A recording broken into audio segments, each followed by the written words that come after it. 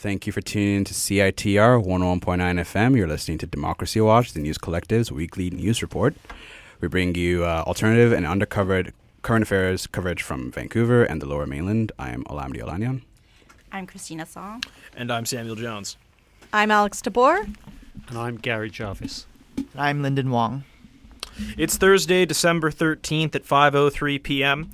We're broadcasting from UBC's Vancouver campus on the ancestral, traditional, and unceded territories of the Hunkaminam-speaking Musqueam people. Today on Democracy Watch, we're going to hear about a motion that passed in City Hall yesterday titled A Proposed Alternative to Provincial Encroachment on the City of Vancouver's Municipal Tax Base. This motion, tabled by NPA Councillor Bly, calls for the council to send a letter to the provincial government to retract a school tax on properties valued at over $3 million. Some are supposed to see all three Green City councillors vote alongside the NPA in favor of this motion. Today you'll hear an interview with Councillor Pete Fry explaining why he voted for this motion and how he feels that vote has been misunderstood by much of the public, and it was very illuminating. We are then going to have some discussion on civic issues in Vancouver amongst the News Collective. So today we're going to break down significant happenings in the City Council, such as our upcoming vote on the 2019 civic budget, and one City Councillor, Christine Boyle's recently tabled land value capture tax. We will also discuss the much-anticipated recommendations made by the province's rental housing task force, which were just announced yesterday. Yep. So we have all that. But first, we're going to turn to the topic of Vancouver's motion that passed in Vancouver City Council yesterday. The topic was on our municipal tax base, and the motion requests that council send a letter to the provincial government to retract the school tax. So News Collective member Gary Jarvis, who's in studio now, is going to talk about what the motion actually was when it was tabled and what it became once amendments were accepted and it passed. So let's hear from him. Thank you, Alex. So first up, the motion as it looked when it was originally brought forward to Council reads as that the Mayor of Vancouver, on behalf of City Council, send a letter to the Premier, John Horgan, BC Minister of Finance, Carol James, Leader of the Opposition, Andrew Wilkinson, and the Leader of the BC Green Party, Andrew Weaver, requesting that the province withdraw the proposed surcharge on the provincial school tax and recommend that the province use other tax-generating options available to the province, such as the progressive income tax system, to fund the BC budget. Now, the second part of the resolution went into some detail about what that would look like, and so I'll just read a little bit about that. So the suggestion was that the Minister of Finance use a progressive income tax base which could generate $250 million in revenue that the surtax is expected to raise towards a provincial budget. An example being a quarter of a percentage increase applied to the top income tax bracket. That's what the resolution read as initially, and what it became was as amended by Pete Fry, that the Mayor of Vancouver, on behalf of City Council, send a letter to the Premier, BC Minister of Finance, Leader of the Opposition and Leader of the BC Green Party, requesting that the province withdraw the proposed surcharge on the provincial school tax as an incursion onto an established municipal land tax base. Right. So essentially the motion as it was tabled was reduced to just part of the first paragraph. So there were some significant amendments, which Pete Fry, when I spoke with him this afternoon, was adamant to that be acknowledged. So yeah, it's interesting to look at what the motion became. Gary, do you have thoughts on what is the core of what was removed from it and what remains? There's in the motion, there's what was passed. There's no suggestion of an alternative. What initially the motion had an alternative. Now it's just basically requesting that the BC government withdraw the provincial school tax. Right. Right. And what I would assume, the reason behind that, I would assume from talking to Pete, is that they would probably like to determine the alternative themselves municipally rather than at the provincial level. So let's dig into this a bit more. Before we hear my interview with Pete, which was very interesting, we're going to play a clip of Andrew Weaver, the Green Party leader at the provincial level, because this tax is a provincial tax and it was supported by the Greens, but they supported it so that the NDP would maintain confidence. And also they supported it as part of a larger budgetary package. So it wasn't so simple as they just supported this motion. And so Andrew Weaver actually has spoken about how there are possibly some unintended consequences of this school tax. And so we just wanted to hear from a provincial scope what their perspective is on this tax on properties valued over $3 million. So we're going to play this minute-and-a-half clip from the early edition on CBC. It's an interview, as I mentioned, with Andrew Weaver, and it's conducted by Stephen Quinn. So let's take a listen. So you don't then support the tax in its current form? No, but the tax has passed. It doesn't come into play until next year. What we're doing right now is there's always, in any implementation of the tax, there's regulatory powers that the government has to ensure that unintended consequences are dealt with. That's the focus of what we're trying to deal with now. I give a specific example. And really the tax is largely relevant to West Vancouver and Point Grey. So what we're concerned about is, a family who've grown up there their entire life, and the parents have deeded the house to the children, for example. The children may not be 55 years old and may not actually have the ability to defer taxes. And what's happening then is, for no fault of their own, suddenly they're going to get a massive raise in the tax. But this is a place where they live and where they've grown up, and they're part of the community. We don't want to turn Point Grey and West Vancouver exclusively into homes for the rich. There will be no community left there. And so by actually focusing on the taxation after the fact, as opposed to, i.e. when you sell a property, as opposed to upfront, it would mitigate that, particularly for young families who happen to have moved, or cases where you might have an elderly person, a mother or father, who's living with a family, and the mother deeds over, or father deeds over the house to a younger family, and then says, I want to live with you, but the title is now in the younger family's name, but the mother who's spent her whole life there and wants to age in place, actually now, the issue there, of course, is the taxes suddenly go up on the municipal tax bill. All right, and that was a clip of Andrew Weaver, provincial Green Party leader, speaking on the early edition with Stephen Quinn on May 4th of this year. So that was his take provincially on the school tax, which was recently discussed in Vancouver City Council. So you can see I would say it seems from talking to Pete Fry, municipal Green City Councillor, that the Green Party is pretty on the same page as the municipal Green Party. So that's something that's interesting to note. So we're now going to go to an interview I did with Councillor Pete Fry a couple of hours ago. And just to preface this interview, yesterday was a big day for news in BC and Vancouver. As we all know, the Rental Housing Task Force passed recommendations to help alleviate the housing crisis in BC. So that was a huge announcement. They were, working on that for months and months. We also had in council a couple motions passing. One of them was this motion we have been discussing, which is for the City Council of Vancouver to send a letter to the province requesting that they remove this quote-unquote school tax, which is on properties valued over $3 million. And so when this was published, this motion passing in various publications, Star Metro News, Vancouver Sun, etc., the impression most got from those I talked to was that essentially the Greens were voting against affordable housing, and they were voting against sort of wealth redistribution in general and those kind of like socially progressive values.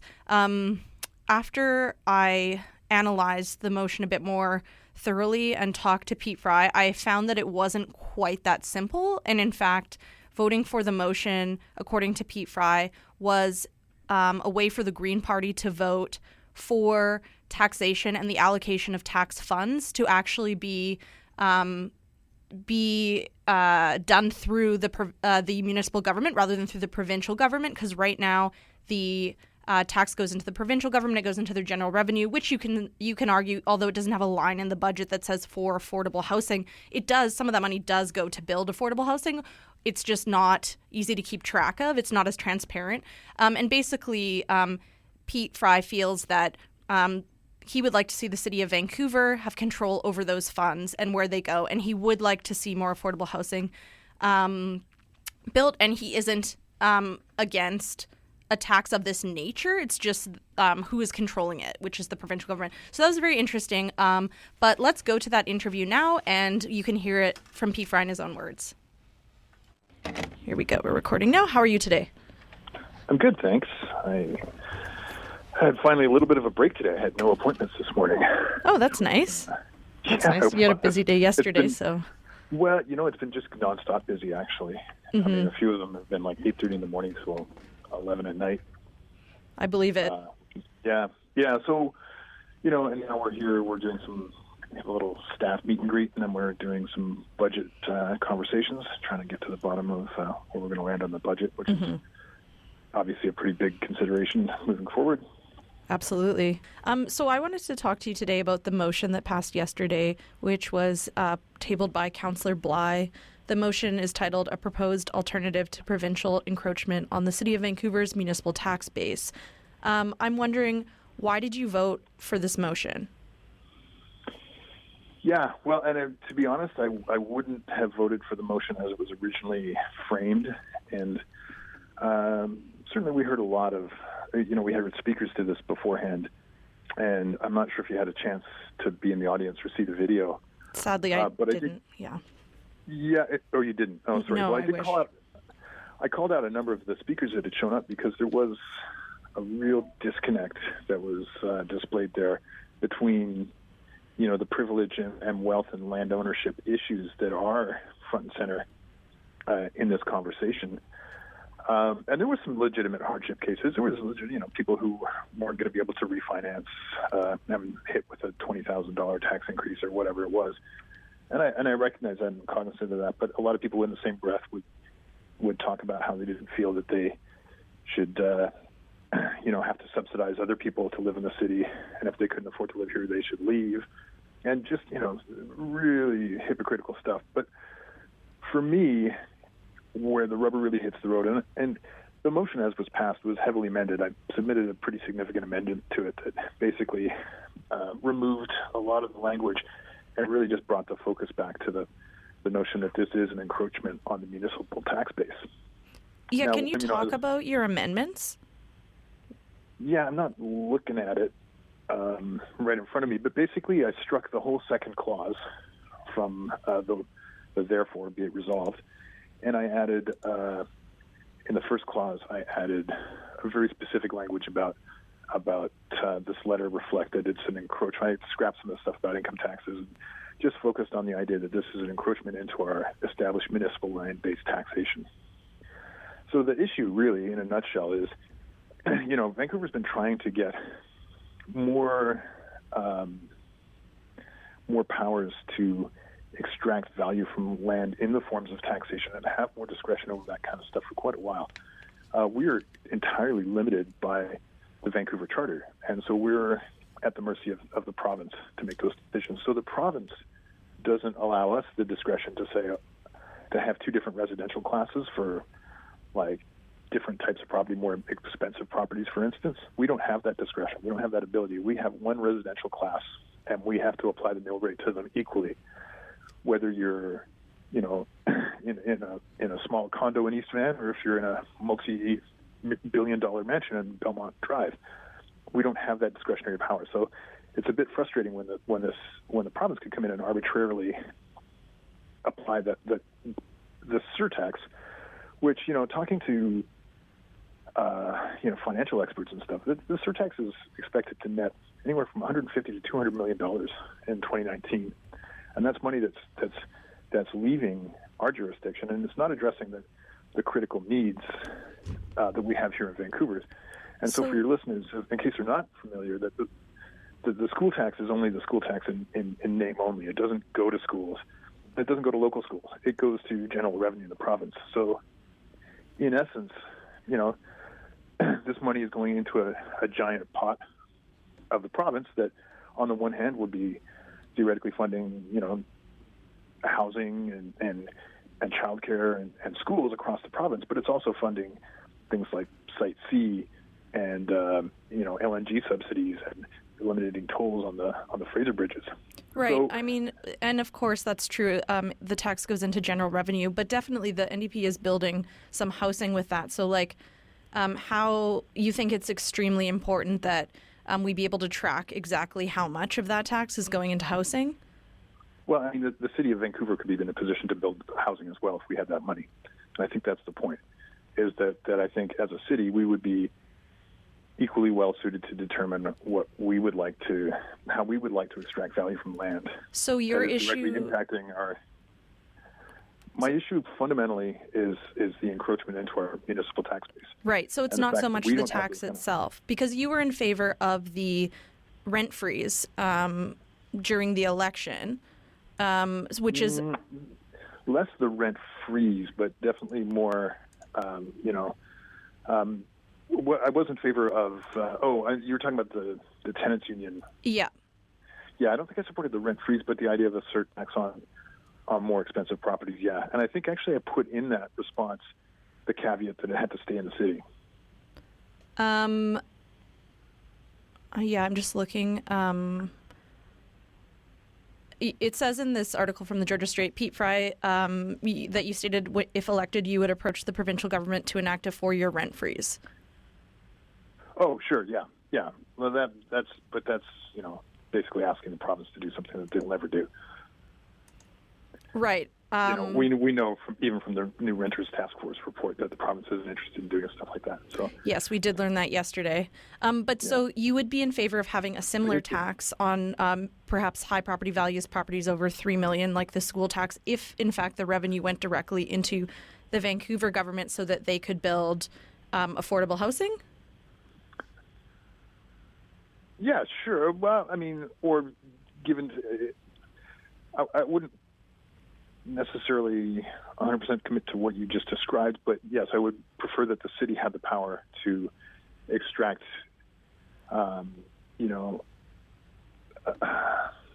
see, for me, it's less about the monetary value and also about the land usage and the infrastructure costs. And I've actually requested from staff to get a really clear reckoning of what infrastructure costs are in some of these high-value areas, because I think that's where some of the more direct impacts on our city's bottom line are. So a similar thing, but not as prescriptive. I wouldn't adhere to that exact language. Right. Okay. And then it's also interesting. Sorry. Go ahead. And for instance, that money might be directed to other things as well, like childcare, or to cover the cost of the infrastructure that's necessary, or whatever. Okay. In addition to affordable housing, I don't want to pin us into one bucket. Okay. And then provincially, this school tax was supported by Green Party leader Andrew Weaver. So how do you reconcile those value differences between the municipal Greens in Vancouver and the provincial Greens? I didn't know that it was supported by Weaver, but regardless, I think that we have different perspectives on lots of stuff. For instance, rideshare, I think, is another critical distinction. So, with ride-hailing and stuff, the provincial Greens have been pretty bullish on the idea. And we have a more perspective that's more couched in the reality of where we live. So we want to ensure that as a city we have controls over things like monitoring congestion and impacts on our existing infrastructure. So it's one thing to have ride-hailing in Oak Bay, for instance. It's another thing to have a bunch of cars tooling around waiting for ride-hails in the city of Vancouver. And we've seen from other big cities with congestion problems, that the proliferation of unfettered proliferation of ride-hailing has led to significant congestion increases. Right. I'm going a bit off topic, but needless to say, we're like a family. So we're all related, but we don't necessarily agree on everything. Mm-hmm. Okay. And then, so it sort of seems that the public opinion of the Municipal Greens is that you are the most sort of socially progressive member. And so I'm just wondering... Is that what they're saying? I guess that makes sense. Yeah. I would say that's true. So, but based on, for example, this motion passing, all three COPE city councillors supporting the NPA and voting together with them, what message... all the Greens. My apologies. Yeah, all the Greens voting in line with the NPA. The members, 8 in total, voting to pass this motion. So, what message does that send, though, to people in Vancouver who are concerned about the housing crisis?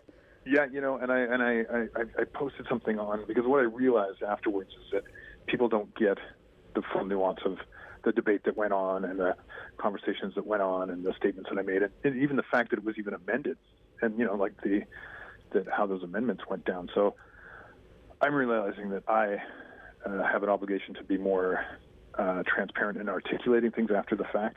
I'm just super overwhelmed with work, but I did make a Facebook post that sort of got into the weeds about why I made the decision I made, and I'm going to make more of an effort to articulate that kind of stuff. And I can see certainly how it sends a signal. But I will say at the same time that maybe some of the other parties are a little bit more constrained when it comes to criticizing the provincial NDP. So there's other political machinations at play. Mm-hmm. And I think it's also important to just bring the framing back that this is essentially the motion as it's been passed is asking the mayor to write a letter.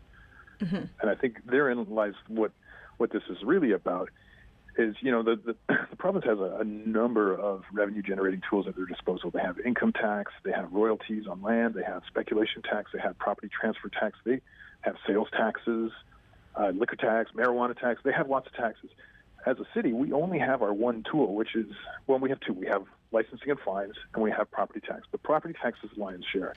And we're getting a lot of services that are downloaded on us increasingly. So, we bear the brunt of a lot of costs of housing unaffordability, homelessness, the opioid crisis. We're paying for a lot of this stuff out of our municipal tax base. So at a certain point, it's our fiduciary responsibility to push back a little bit and say, hey, look, you guys are expecting us to carry all this weight. We need something back. And so in many respects, drawing, even if it's a line in the sand that can easily be dusted over and it's just a letter, it sends a signal that, look, we need more resources. We're not just a piggy bank.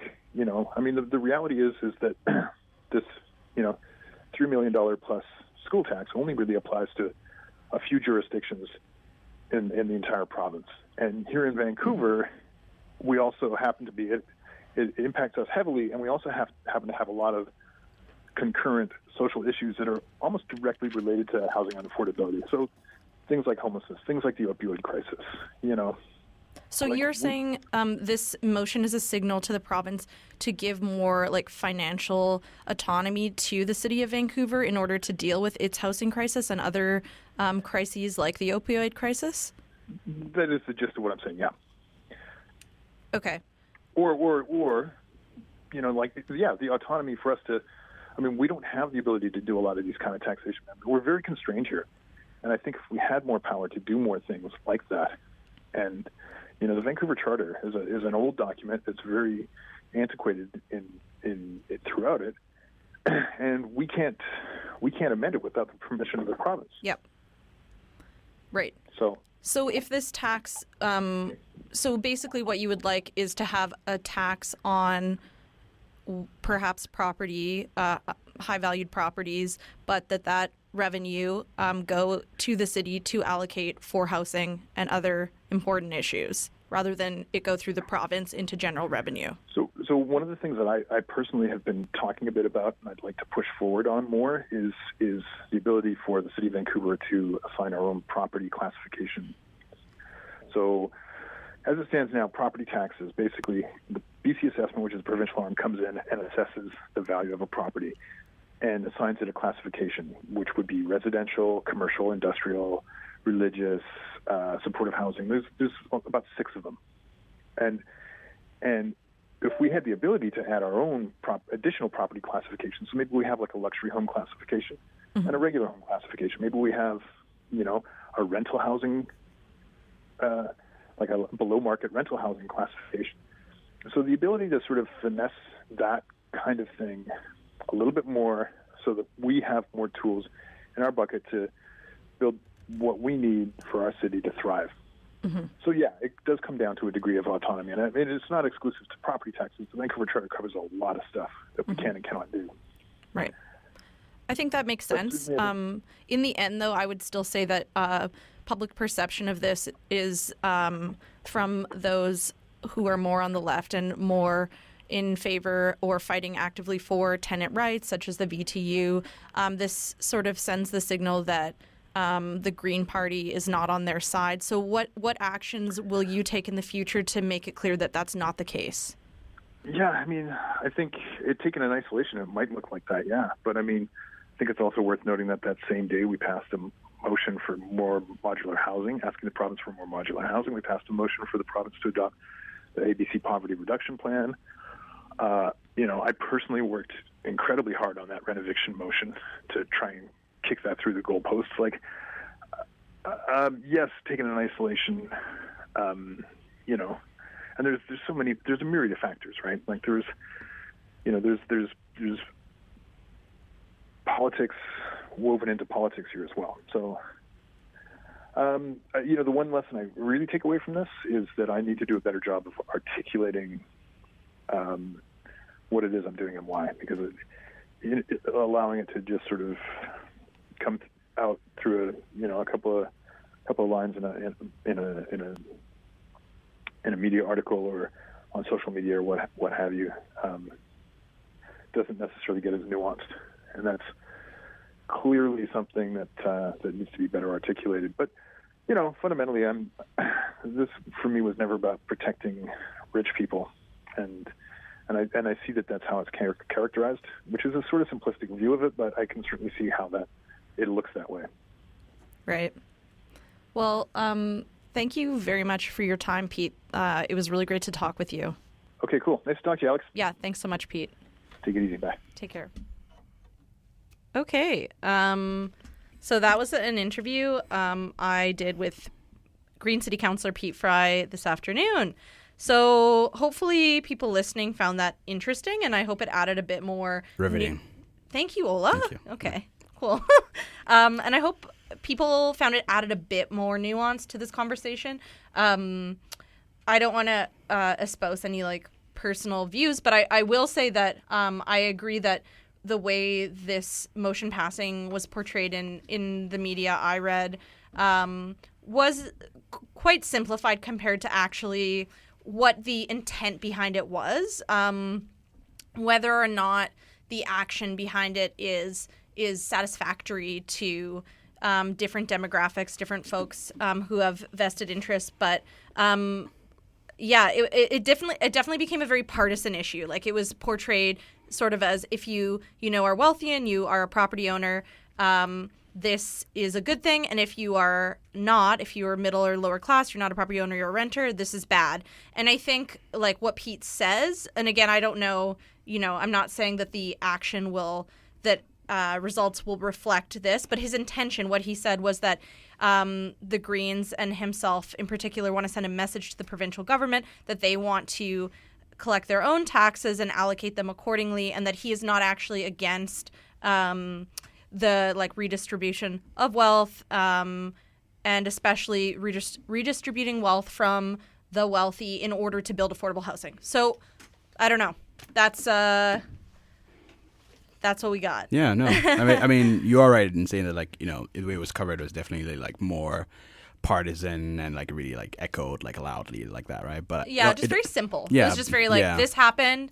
This is what the motion requires the city to send a letter to the provincial government, and that's it. But it's the details of what that's about were lost. Yeah, but also like it looked bad. It seemed very partisan because the people that voted, like it was voted on like for NPA councillors, Exactly. Green Party. So it definitely looked like that's the line, right? So yeah. Exactly. So that's a thing. Everyone's sort of thinking, okay, so are the Green councillors essentially, do they hold the same social values as the NPA, the Nonpartisan Association councillors, who are our right-leaning councillors?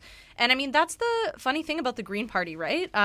Both provincially, municipally, and federally, they occupy this strange position where they are, a sort of one-issue party in favor of environmental issues, but where they stand on social justice issues can really vary, and they're kind of a wild card. And like, if this is an indication of which direction they're going in, it has renters concerned. Spooked. It has, people who want to see wealth redistribution spooked. And Pete Fry acknowledges that, right? He said, like, I know this sent a message, but I think the message was kind of muddied. So it really depends on what the rest of the things they do, right? Like Yeah. the other things they approve and other reforms they're looking at, right? Exactly. So we'll just keep on looking at that and we'll keep Yeah. reporting on that, right? So Exactly. Yeah. So, we have a comment from Christina.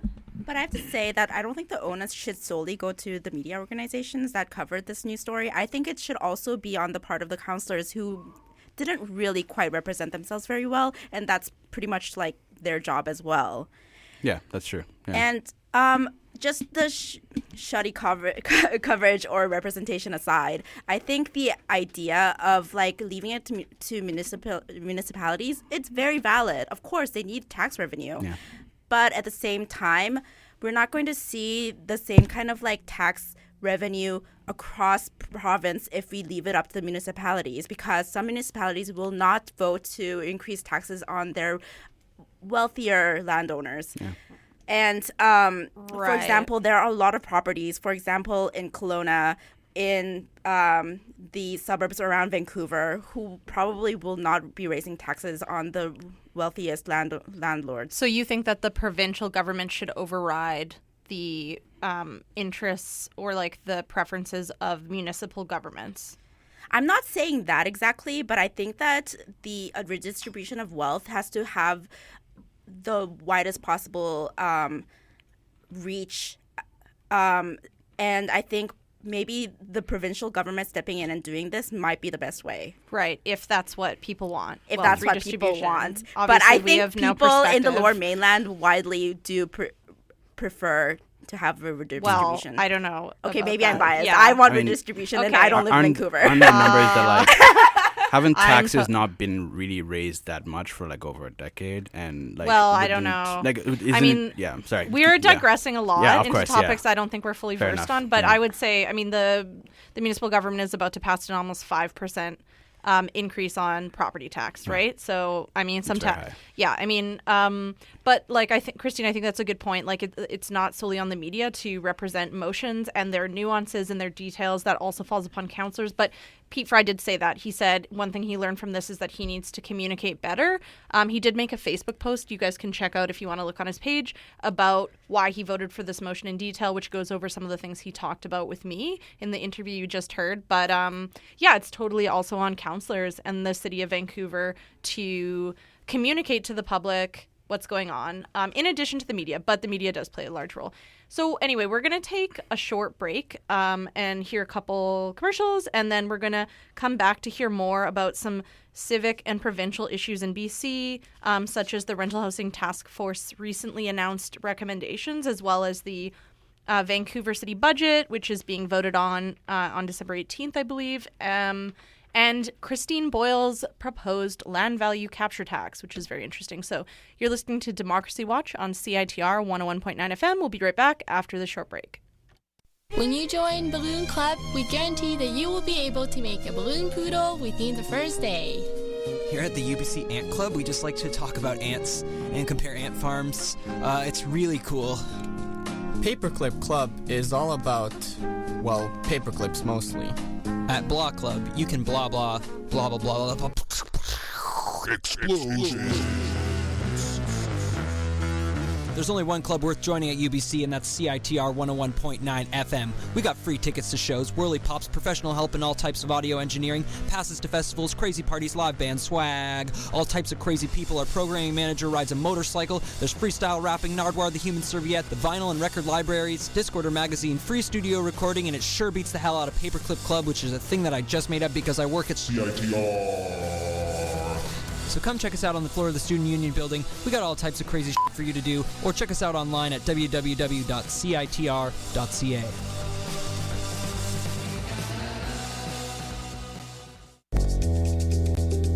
Creative BC offers grants for musicians and bands across British Columbia through the Amplify BC Career Development Program. The program supports sound recording, music videos, and marketing initiatives for all genres. Apply now until December 12th. Sign up for an info session and learn more at creativebc.com. That is creativebc.com. Get your applications in today.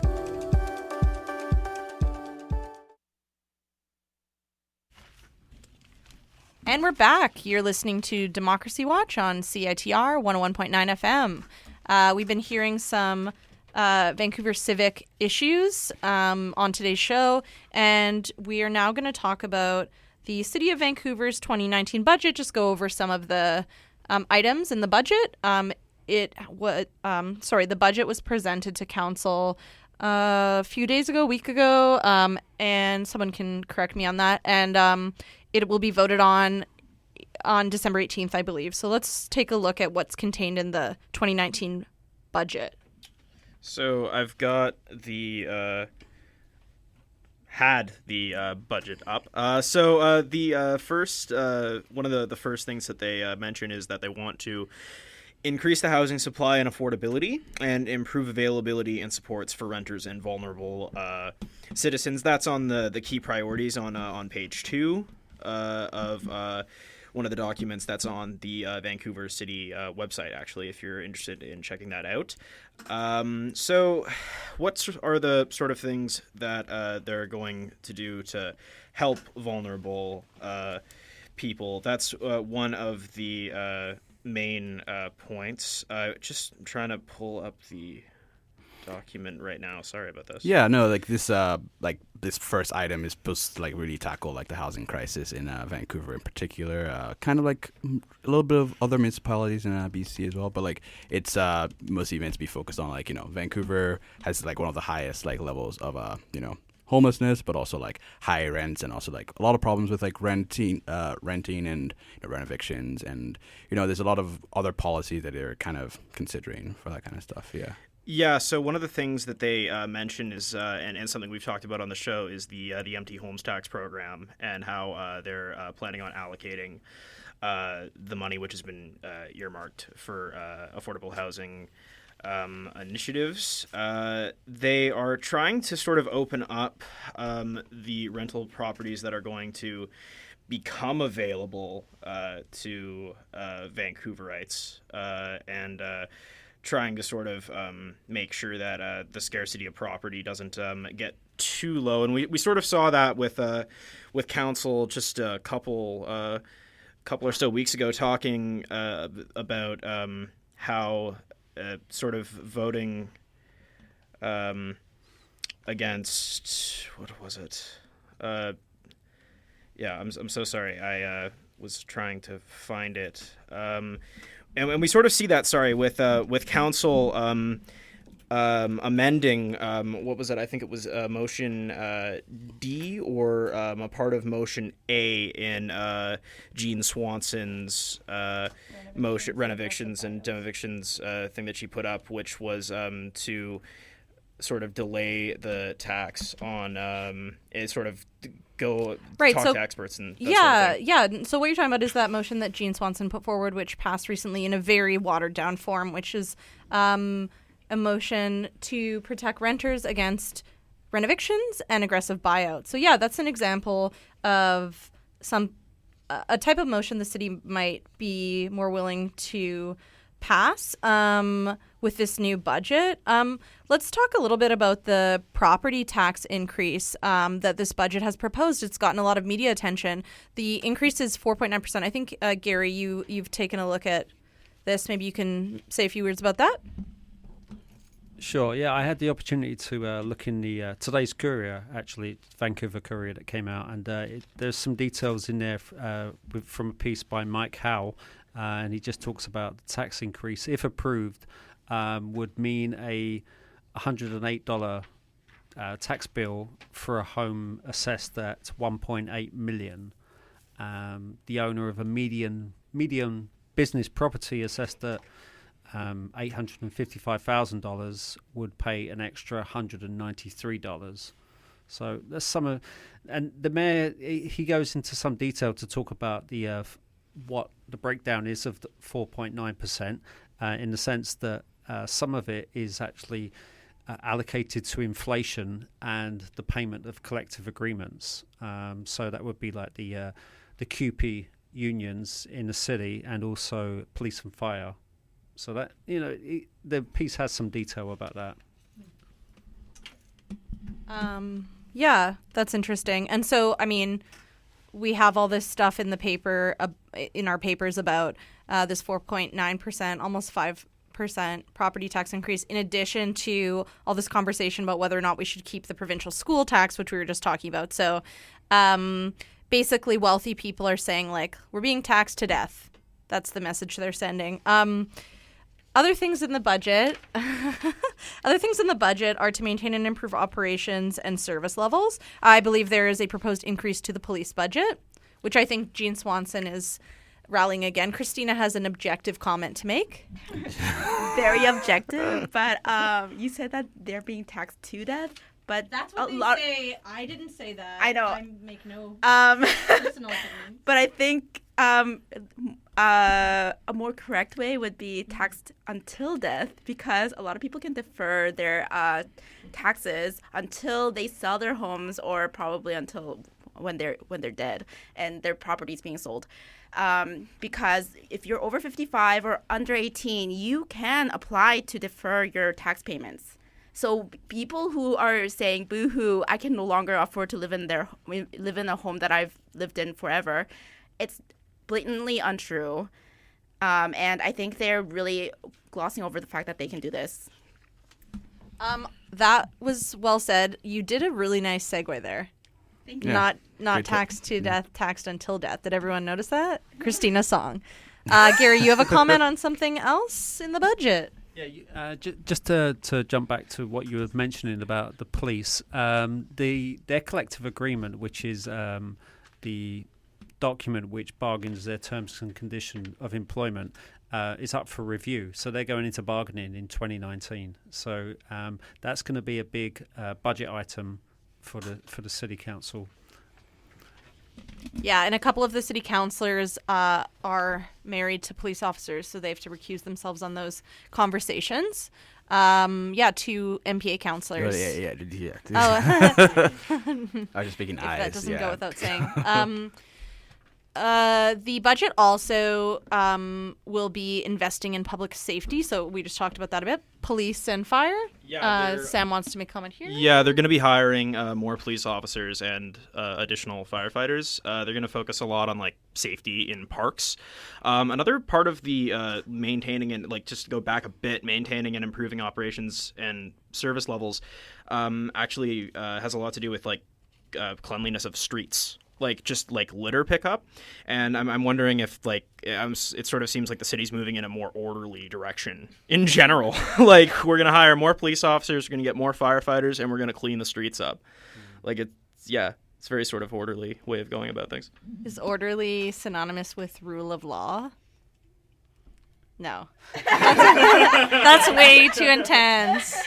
That's way too intense. It's throw people in jail.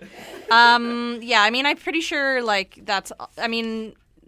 Key municipal issues are picking up the garbage, keeping the streets clean, keeping parks clean. So I think that makes sense. And essentially, the budget is increasing because inflation is increasing, and.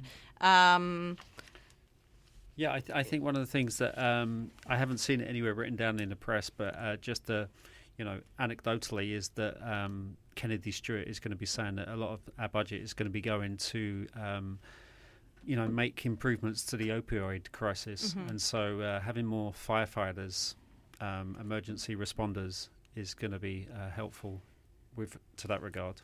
Yeah, that's a good point. Like the investment in public safety is related very much to the opioid crisis. And yeah, the city's going to continue to roll out funding, which is currently in place to operate safe and drug-safe laboratory for handling opioids and other dangerous substances.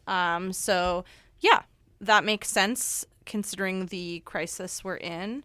Other items on the budget are to continue to build vibrant communities and public spaces that support arts, culture, and environment, meet our commitments to provide safety and health workplaces and public space. Like, these are basic, the basic things you expect your civic government to do, right? They're going to do more of that. So they say, and they're going to increase the budget. So I would recommend people, take a look at the documents online, see what's in there, because again, there's a lot of nuance and detail that we're not able to get into right now. Yeah, and it's important to be well informed on your local government. So we're now going to talk a bit about a different civic motion that was put forward. The councillors are just going crazy. They're just throwing out motions left, right, and center. And so one city councillor, Christine Boyle, has recently put forward a motion to implement a land value capture tax, which is a really interesting idea. So I don't know who is wanting to talk about that in the...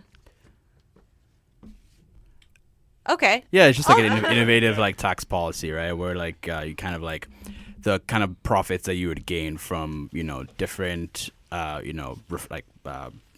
I can read more specifically because I don't know who added this to the document. Is it okay?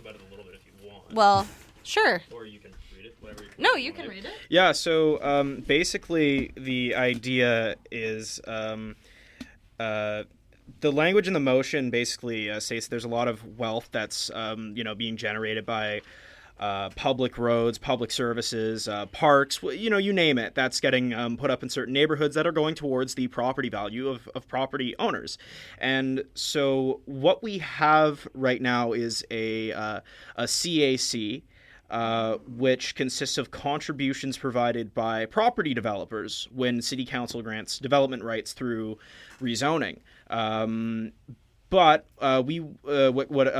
Christine Boyle wants to do is institute a land value capture mechanism, which is a system in where some or all of the increase of property values due to the government funded services I was talking about gets redistributed right back to the government. And so this would either replace or work alongside or even within the CAC system, and it's the motion is just to sort of look into how exactly that would work. Okay. Cool. Thanks, Sam. And so just to clarify, CAC stand for Community Amenity Contributions. So that's the system we have right now, where if a developer wants to go change, for example, the height of a building that she's allowed to build in a certain zone, that developer might pay extra money into the community in which the development's being built, and that funding or that investment can take form in various ways. So you might build a community center, or within the building you might have an art space, or there have been CACs where the developer has given money directly to community groups to use as they might. So it's kind of it involves a lot of negotiating, and so it's not quite a set system where it's if you want to do this, this is how much you pay. It's sort of a conversation, and so I think that sort of subjectivity is why some people take issue with it. So yeah, that's also a motion that is on the horizon to be voted on by Vancouver City Council. We might take just a really quick break here, and then we're going to talk about the rental housing task force recommendations. Should we take a break? Should we not? We can. No, let's not. We don't have enough time. Scratch that. We're not going to take a break. That was a fun little joke, Hayola. We ain't going nowhere. That was fun when I said that to you, and you thought you had to play some ads. Yeah, it's so funny. Rewind. Yeah, I know, for sure. This is me going back in time and continuing to talk. Well, what's next on the agenda? Thanks for asking. Next on the agenda is the BC Rental Housing Task Force recommendations. After how many months? how many months? Anyone? It's like Too 4 many months, This like is- 4 months. Basically, since the NDP has taken over provincially, they appointed a task force, a group of MLAs. So Spencer Chandra Herbert headed it, as well as two other MLAs. So they took a pulse on like the housing situation in BC. They talked to urban, rural communities. They spoke with special interest groups like Landlord BC and the VTU, which is the Vancouver Tenants Union, on the literal opposite side. And they came up with a list of recommendations. So what are these recommendations per se? these recommendations are going to be explained by Christina Song. I am. Okay. So I am. Indeed. So I think a lot of renters have been seeking for more pet-friendly rentals, but apparently the recommendations decided that the pet bans are okay, and that should be left up to the. So what's the current state of having a pet as a renter in Vancouver? Right. So, or in BC, rather. So I think estimates, I'm quoting from the Georgia Straight, it's between 75 and 97% of all rentals have a ban on pets, which means that people who are renters, their options for having pets is drastically limited, which means that these landlords are dictating their living conditions. They're like, how happy these people are, basically. Aww. I think so. I mean, initially, I didn't really care because I didn't have a pet. But at the same time, I can understand how, like, a lot of people who obviously do not own homes would want to have pets. But if there are it's not a matter of, like, of you choosing to go to a place that allow pets. It's that there are so little options. Yeah, it's really tough for I feel like people with pets. I feel like the VTU could have like just a slogan that says like landlords hate pets, and like things would work out pretty much, right? Yeah. Yeah. It was like, no, I'm not giving them ideas. No. Sorry, keep going. Yeah. So it was like recorded that over like around 1,500 pets were surrendered basically every year to the BC SBCA because owners are unable to find a place to rent because of all these bans. So yeah, and the task force cited that the reason why they wanted to maintain this right for landlords to ban pets was because they cited like allergies and damages to other renters as a possible reason. But oh my god. Sorry, totally objective. I don't know who just said oh my god. So like okay, here's the thing that I keep hearing in I'm switching to commentary. Here's the thing I keep hearing in the news. This battle between it's bad for renters if we stifle the supply of apartments, of locations they can live in by making it harder for landlords. So there's like this argument, which is more on the right, where it's like, well, if we make it harder for landlords, if we make them allow pets, if we make them, implement vacancy control, which ties rent to the unit rather than the tenant, this is going to make people stop wanting to rent and stop building rental stock. But then on the other side, people say that, without that stuff, we can't afford to live in the city as renters or in the province. And B, people can have things like pets, which improve your mental health as a person. Like, it's great to not have a bunch of animals like be put down at the SPCA. And so yeah, but it's interesting how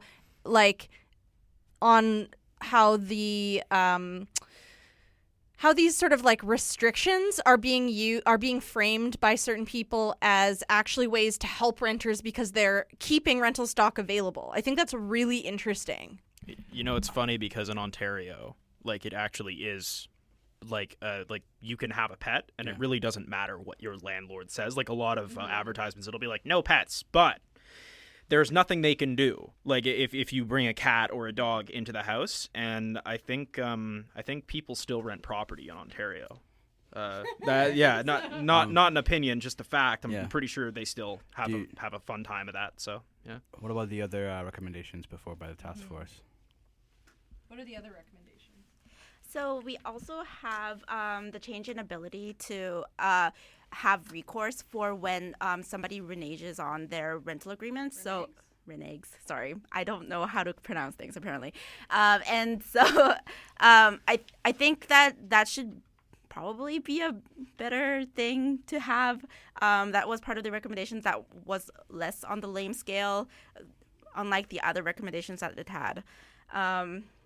But overall, I think the recommendations came off being a little bit disappointing for a lot of people, especially people who were for renters' rights, and they were not really.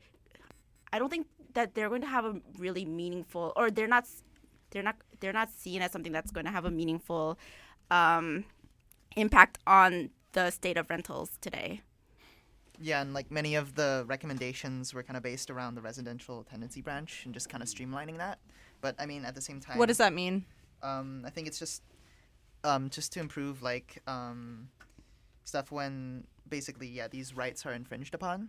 But again, there's not really a lot of change in the actual Right. policy. So you're saying it's more about defense, kind of like Yeah. if your rights as a renter are being infringed upon. Then these are your defenses. Yeah, well, like one or of this their, is what we're gonna do to Well, they like defend it's really you. vague as well, like improve fairness and consistency. Yeah. So a lot of it's not very towards actual rights. Yeah. Just kind of a blanket statement on we should pay attention to this. Yeah, and I mean, one key thing that was not recommended, and in fact, it was a line that said they didn't recommend it, is vacancy control. That's a huge thing. We're going to be actually covering this a lot more on the News Collective. We're going to be taking a look back into the decade in BC when we did have vacancy control and see why we got it, why it ended, what it was like when we had it, because it's not impossible. It's happened. I believe they have it in Ontario in a lot even. of other places. Yeah, they have it in lots of other places.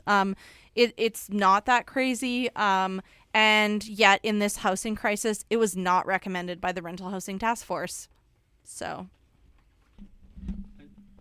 I'm just coming to the task force recommendations as we speak in this show, but just looking at recommendation 12, which is there's a little bit of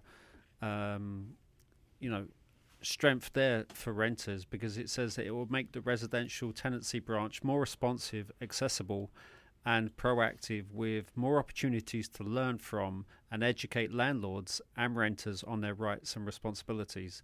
So, I mean, there's 23 recommendations in all, and so I think it's the BC government's attempt to address some of the wrongs of the past 10 years or so. Mm-hmm. But there's a long way to go yet. So, so if any listener is interested in this issue at all, there is a copy of this on the internet on the City of Vancouver website that you can check out. It's 72 pages long, so if you want to peruse through all that, go ahead. You'll be my star. You'll be my hero. Yeah. But overall, thank you so much for listening. Yeah. This is Democracy Watch on CITR 101.9 FM.